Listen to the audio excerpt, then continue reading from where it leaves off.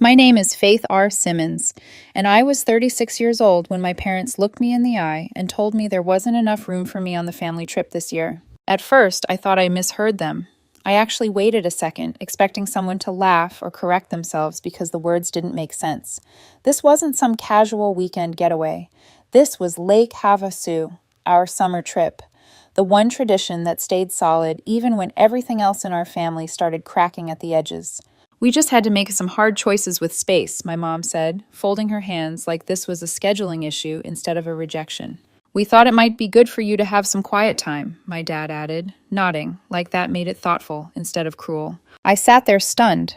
I wasn't a distant relative. I wasn't an afterthought friend. I was their daughter, and somehow I was the one who didn't fit. I didn't yell. I didn't argue. I didn't ask who was going instead of me, because I already knew the answer didn't matter. I nodded slowly, said, okay, and walked out of their house. The anger didn't hit until I closed the door behind me. Not explosive anger, the kind that creeps in quietly and settles deep. It wasn't even about the trip. It was about what the decision said. That when space ran out, I was the easiest one to erase. A week later, it got worse. The first photo came from Jackie, my sister. An Instagram story of her laughing on a dock, matching shirts, novelty margaritas held up like trophies. I tapped through a few more. My parents, Rachel, Uncle Mike. And then I noticed someone else, a teenage boy I didn't recognize. That confused me. I hadn't seen him at any family gathering before. A few comments later, I figured it out. He was the 14-year-old son of a family friend. Apparently, he really needed a break from home. So, there was room, just not for me. I stopped watching the stories when my mom posted a group photo on a boat.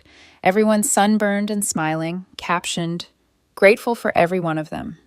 That one sat with me. I stared at it for a long time before logging out. I didn't call. I didn't ask questions. I didn't tell them how it felt. If I was such an afterthought to them, maybe it was time they started feeling like one to me. That night, I remembered the credit account, the emergency one, the one in my name because I had the best credit in the family, the one they promised would be used sparingly and paid off every month. That promise had already been broken. Over the past year, I'd watched charges pile up. Gas stations, groceries, travel bookings, online orders that clearly weren't mine. I paid most of it just to protect my credit, and now they were on vacation, posting gratitude captions while I was still cleaning up their messes. I logged into the account and froze it. No warning, no text, just clicked freeze and logged out. The next morning, the calls started early. I was feeding my dog when the first one came in. Dad. I let it ring. Then again, and again. By the end of the first hour, I'd missed 7 calls. Then Jackie texted, "Why did you freeze the account? We're stuck in the middle of nowhere." I didn't reply. I went to the coffee shop, walked my dog again. When I got home, I had missed 27 calls in total. My mom even tried emailing me. I didn't open it. Instead, I opened Venmo, sent exactly $1, and wrote, "Sorry, I don't have any money for you." Then I turned off my phone and took a nap. They got back the next evening. I knew because I'd been tracking their location through the shared app they'd forgotten about. I watched the little dot move across the map like a slow storm headed straight for me. At 7:43 p.m., someone started pounding on my front door. Not knocking. Pounding. My dog bolted from the living room, snarling like he knew exactly who was on the other side. I looked through the peephole and saw all of them standing there, fresh from their perfect vacation, faces already twisted with anger. I didn't open it right away. I just watched. And I knew, with absolute clarity, that whatever came next wasn't really about a frozen account or a missed trip. It was about control. I should have trusted my instincts and not opened the door at all. But when my dad banged again and shouted my name like he still owned it, something in me snapped from shock into clarity. I opened the door just enough to see their faces, flushed and tight with anger, still dressed like they'd stepped straight off a brochure for family togetherness. They didn't wait to be invited in. The second the door cracked, they pushed past me, like momentum alone gave them permission. My dog lunged forward, barking so hard his whole body shook. Jack yelped and jumped back, nearly tripping over his own feet. "Get control of that damn dog," he said, already puffing himself up like he belonged here. "He's trained to hate freeloaders," I said, and waited for the laugh that didn't come. My mom launched first, words spilling over each other like she'd rehearsed the speech in the car. She told me it was irresponsible to freeze the account while they were out of state, that it was dangerous, that I should have thought about the family. I didn't interrupt. I never do. I just let her talk herself into righteousness like she always does. My dad stepped in next, pacing my living room like he paid the rent. He said I acted like a spiteful child. Jackie jumped in, furious that I'd embarrassed them in front of their Airbnb host and the parents of the kids on the trip. Rachel chimed in with something about shame and decency. Nobody said sorry. Nobody said they were wrong for leaving me behind. Nobody asked how it felt to see strangers take my place in a tradition that used to mean something. Then Jack stepped forward. He'd only been around for a year, but he said it like he was delivering a verdict. If this is how you treat your own blood, maybe you don't deserve to be part of this family. I stared at him for a long 5 seconds. You're not family, I said calmly. You're just the plus one who didn't get left out. His face went red. He looked like he wanted to swing. My dog growled again, low and warning. I tightened the leash, just enough to remind myself I was still in control. The yelling filled every corner of my apartment. Accusations, guilt, complaints. Years of entitlement poured out like I hadn't spent the last 12 months quietly paying their bills while they pretended I didn't exist. Finally, I said it. Get out. They didn't move. I'm serious, I said, louder this time. Get the hell out of my apartment. One by one, they left. Jackie muttered something under her breath. Jack glared like he wanted to remember my face for later. Rachel slammed the door like it proved a point. My mom didn't say a word. Uncle Mike was the last one standing in the doorway. He looked embarrassed, not angry, like someone who realized too late he'd backed the wrong side.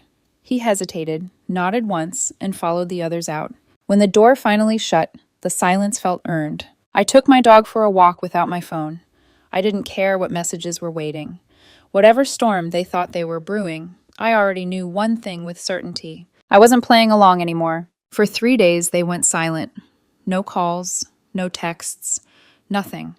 It felt too calm, like the air before a thunderstorm. I knew better than to relax. People like them don't let go when they lose control. Saturday morning proved me right. I came back from walking my dog and immediately noticed something was wrong. The security door to my building was propped open with a rock. Muddy shoe prints marked the stairwell, leading straight up to my floor. My door was closed, but not locked. I always lock it. My dog started growling before I even stepped inside. And then I saw them. My family, sitting comfortably in my apartment like it belonged to them. My mom at the counter sipping coffee. My dad flipping through my mail. Jackie scrolling on my tablet. Jack eating the last slices of pizza I'd saved. Rachel rubbing lotion into her feet. Uncle Mike standing off to the side, clearly uneasy, but still there. I stood in the doorway with the leash in my hand, my dog barking like he wanted to tear Jack apart. I didn't stop him right away. "What are you doing in my apartment?" I asked. My dad didn't even look up. "We needed to talk. You wouldn't answer your phone." "So you broke into my place," I said. "You gave us a key," my mom replied. "For emergencies. This is an emergency." "You being uncomfortable because you had to pay for your own gas isn't an emergency," I said. That's when they dropped the real reason they were there, the kitchen. Months ago, I'd let them use my credit for one last thing. What they didn't tell me was that they charged $8,000 for renovations. Cabinets, plumbing, electrical, a full upgrade I'd never agreed to. "It was a family expense," my mom said. "You benefited too." "I haven't eaten in that kitchen in 10 months, I said. My dad stood up, anger sharp in his eyes. "If you refuse to pay, you're turning your back on this family." I looked at every face in the room and realized something chilling. They weren't upset I froze the account. They were upset I stopped being useful. "Get out," I said again. Jack laughed. "Or what?" I opened the door and pointed. 10 seconds before I call the police. They left slowly, muttering, slamming doors, throwing accusations over their shoulders. Uncle Mike hesitated again, then followed them out. The second the door shut, I changed the locks. And then I got to work. I gathered everything, like I was building a case against a stranger, not my own family. I pulled up every statement, every charge that wasn't mine, every booking, every late-night order, every little family emergency that somehow always ended with my name on the bill. I took screenshots until my phone felt hot in my hand. I photographed the kitchen renovation invoice the moment I found it buried in the account history, the one they'd never mentioned because mentioning it would have required admitting they knew it was wrong. I saved texts, emails, anything that showed patterns, not just moments. Then I called the credit company and opened a fraud dispute. They asked questions in calm voices that made everything sound simple, like this was just paperwork. But my hands were shaking, not from fear, from the realization that I'd been living inside a long con with people who smiled at me on holidays. They told me it could take days to review. I said fine. I didn't ask for mercy. I asked for facts. For 5 days, I waited. I walked my dog. I went to work.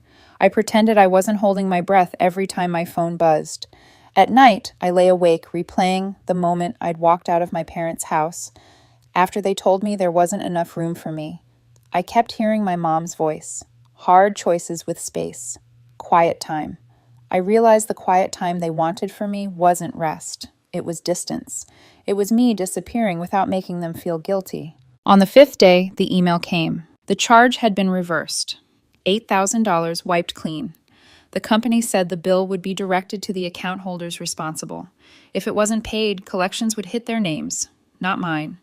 I sat back on my couch and smiled so slowly it almost felt unfamiliar. My dog hopped up beside me, still sniffing around like he expected them to come back. I scratched behind his ear and whispered, "Not my problem anymore."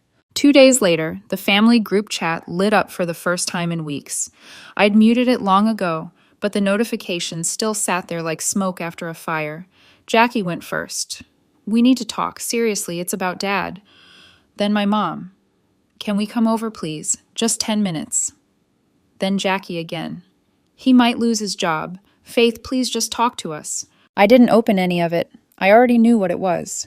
Damage control dressed up as concern. They weren't reaching out because they understood what they'd done. They were reaching out because the consequences finally had teeth. Later that afternoon, an unknown number called. I let it go to voicemail. When I listened, my stomach tightened. It was HR from my dad's company. They said the credit dispute had flagged a billing address he used, his office. Because the charges were reversed under fraud, it triggered an internal investigation. My dad had been placed on administrative leave pending review.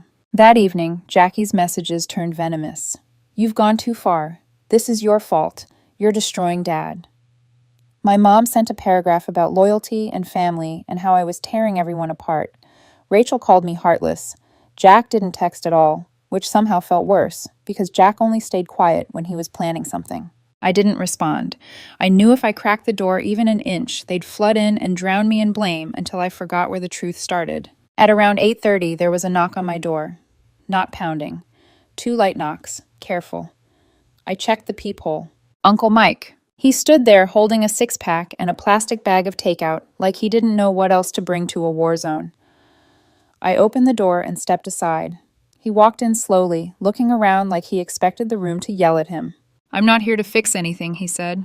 "I just want you to know the truth. You deserve that." He didn't waste time. He told me the 14-year-old kid they brought on the trip wasn't some neighbor's son who needed a break.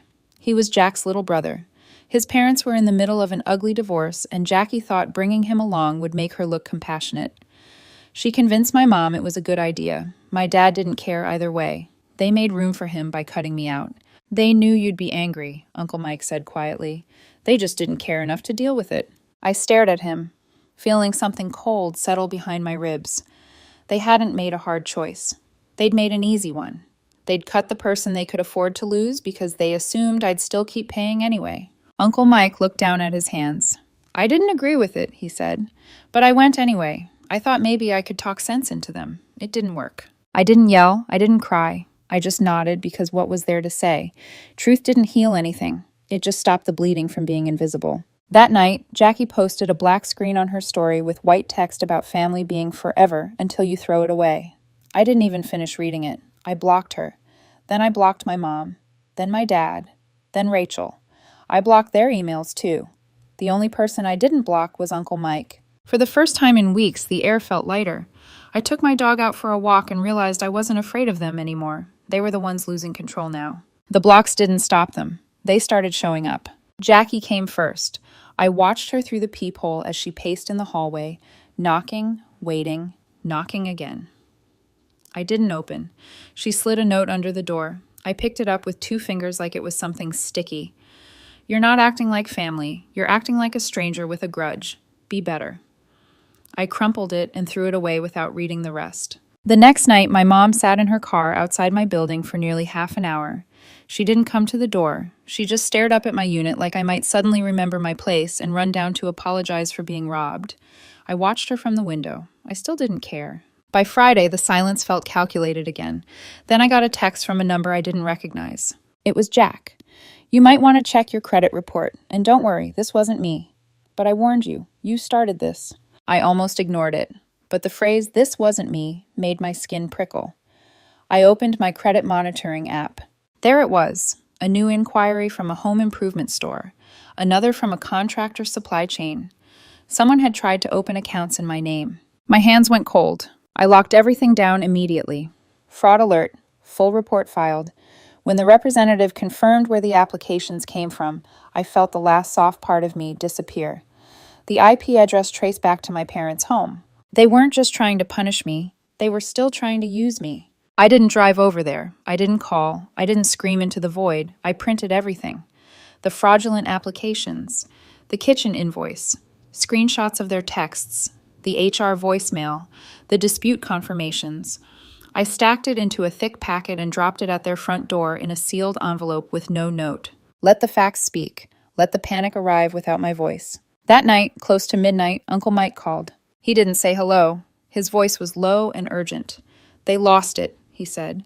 "Your dad's talking about pressing charges for harassment. Your mom thinks you're trying to destroy the family.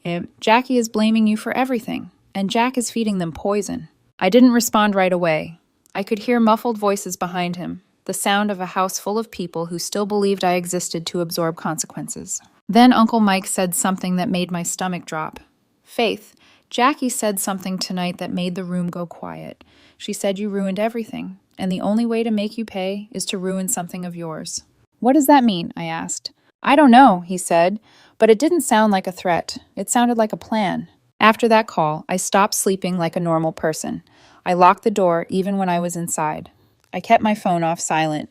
I installed a small security camera above my door the next morning and told myself I was being paranoid until I wasn't.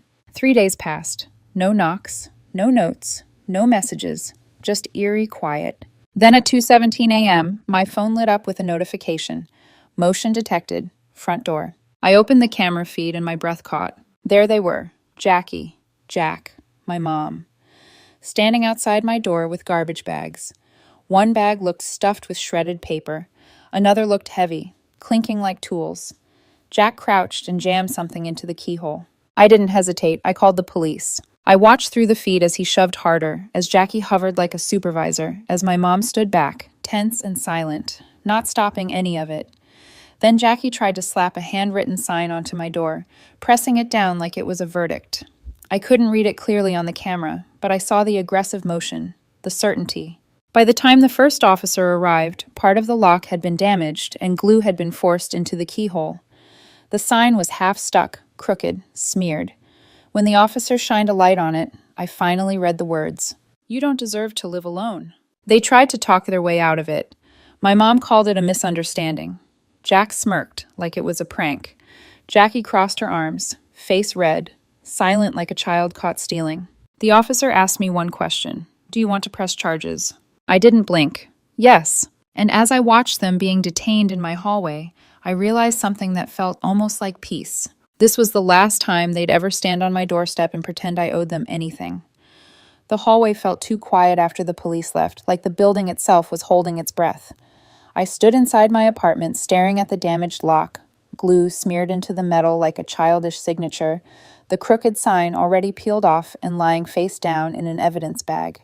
My dog paced the floor, restless, still alert, like he didn't trust that danger was finished just because the door was closed. I didn't sleep that night, not because I was scared, but because my mind wouldn't stop cataloging everything that had led here. The trip, the matching shirts, the frozen account, the kitchen they never told me about, the break-in. It wasn't chaos anymore. It was a pattern. And once you see a pattern, you can't unsee it. The next morning, my phone started ringing before I finished my coffee. Numbers I didn't recognize, voicemails stacking up. One was from a lawyer, a family friend apparently, asking if I was open to de-escalating.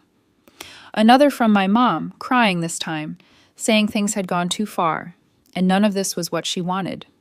She didn't mention the glue, or the sign, or the fact that she'd stood there and watched while my lock was destroyed. I didn't answer. Instead, I did something I should have done years ago.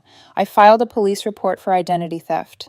Not just about the kitchen, not just about the attempted accounts. Everything. The representative walked me through it carefully, explaining the process, the seriousness, the paper trail it would create. Every word felt grounding. Facts don't gaslight you. Facts don't rewrite themselves depending on who's in the room. By noon, I got another call. This one was from the credit bureau confirming what I already knew. The fraudulent applications had been officially linked back to my parents' home internet. There was no confusion, no gray area. Someone in that house had tried to open credit in my name after I cut them off. That was when the messages changed tone. Jackie's anger evaporated. My dad's certainty vanished. The text turned cautious, almost polite, like people suddenly aware that there were consequences they couldn't yell their way out of. We don't want this to get legal. Let's just talk. Families make mistakes. Mistakes are accidents. This wasn't an accident. This was entitlement meeting resistance for the first time. That evening, Uncle Mike called again. His voice sounded older, tired. "They're spiraling," he said. "Your dad's job is on the line. Jackie's blaming everyone but herself. Jack keeps saying none of this would have happened if you'd just stayed quiet." I laughed softly at that. Stayed quiet. That had always been the real expectation. "They're talking about you like you're the enemy," he added. "I know," I said. "They always have. They just don't whisper anymore." There was a pause. Then he said something that surprised me. "Your mom told people she only has one child now." I felt the sting of it, but it didn't cut the way it once would have. It felt more like confirmation than loss. "Okay," I said, and I meant it. Over the next few days, the fallout became public in small ways. My dad's administrative leave turned into a formal investigation. A contractor filed a complaint over unpaid work. Someone at church stopped sitting next to my mom. The illusion of the perfect family cracked, not because I exposed it, but because it couldn't hold without my money and my silence propping it up. A letter arrived in the mail midweek, handwritten, no return address. For a second, my stomach tightened, expecting another attempt to pull me back in. Instead, it was from the 14-year-old boy, the one they'd brought on the trip. He wrote simply, awkwardly, apologetically. He said he hadn't understood everything then, but he understood now. He said he'd asked where I was and had been told I was too dramatic to be invited. He said it hadn't felt right even then. I read it twice and folded it carefully. A stranger had managed more honesty than my own family. 2 days later, another message arrived. An anonymous email. No greeting, no explanation, just an attachment. Screenshots of a private group chat. My mom. Jackie. Jack. The name of the group sat at the top of the screen. Clean sweep. The messages were time-stamped from the night of the glue incident. They'd planned it. Who would bring the bags? Who would handle the lock? What to say if the police showed up? Reading it felt like watching a magic trick explained. The mystery vanished, replaced by something colder and clearer. The email ended with one sentence. "I thought you deserved to see who they really are." I didn't need to guess who sent it. I sat at my kitchen table for a long time after that, not angry, not sad, just done in a way that felt final. Not dramatic, not emotional, final. For the first time since all of this began, I felt steady, like the ground wasn't shifting anymore.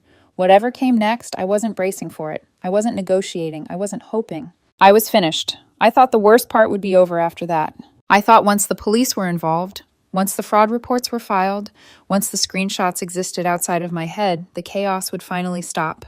I underestimated how hard people cling to control when it's the only thing they have left. 2 days after the screenshots arrived, my phone rang. From a number I didn't recognize.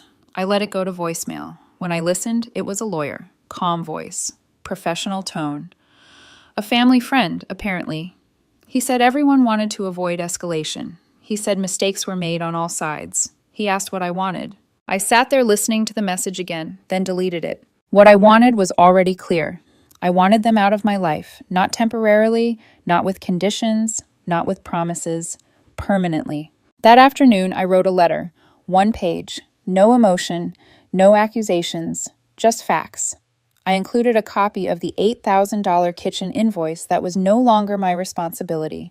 I included a note that said they could figure it out together, like family. I added the names of 2 credit monitoring services and a single sentence advising them not to use my identity again unless they wanted the next call to be from the district attorney. Then I mailed it, certified, so there would be proof it arrived. After that, I blocked everyone. My mom, my dad, Jackie, Jack, Rachel, every number, every email, every social account. I deleted the family group chat entirely. The only person I didn't block was Uncle Mike. He hadn't earned that silence. Weeks passed. Life got quiet in a way that didn't feel empty. My dog and I settled into routines that didn't involve waiting for the next explosion. Morning walks, work, evenings without my phone lighting up like a warning signal. I slept through the night again. I stopped flinching at knocks in the hallway. One night, Uncle Mike called. He didn't waste time. "They said you're not their daughter anymore," he told me. "Your mom said she has one child now. Jackie?" I waited for the familiar rush of hurt. It didn't come. "They'll never say it out loud," he added, "but they know they messed this up. You were the one who always showed up, paid for things, smoothed things over, and they chose someone else because they thought you'd stay anyway."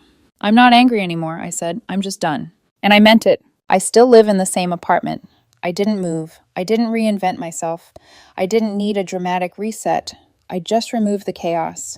My dog still hates everyone but me. I started taking weekend trips alone. No matching shirts, no group photos, no forced smiles, just space.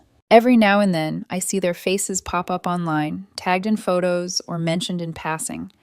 I scroll past like they're strangers because that's what they are now, and it feels honest. 2 weeks went by without a single incident.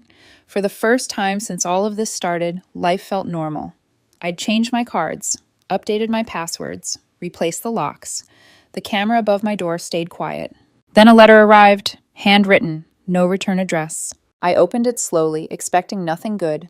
Instead, it was from the 14-year-old boy, Evan. I finally knew his name. He wrote that he hadn't understood what was happening on the trip, but he understood now. He said he'd asked where I was and had been told I was too dramatic to be invited. He said it didn't sit right with him then, and it didn't sit right now. That letter hit harder than anything else. A kid who barely knew me had more integrity than the people who raised me. 2 days later, one more message arrived. An anonymous email. No text, just an attachment. I opened it. Screenshots of the group chat. Clean sweep. Plans laid out clearly. Who would bring what? What to say if the police showed up? How to make me feel small. The email ended with one sentence. "I thought you should see what family really looks like." I closed my laptop and sat there for a long time, not shaking, not crying, just still. That was the moment everything truly ended. Not because I blocked them, not because the police were called, but because I stopped questioning myself. They hadn't misunderstood me. They hadn't made a mistake. They made a choice, over and over again, and I finally made one too. I chose peace, and I didn't look back.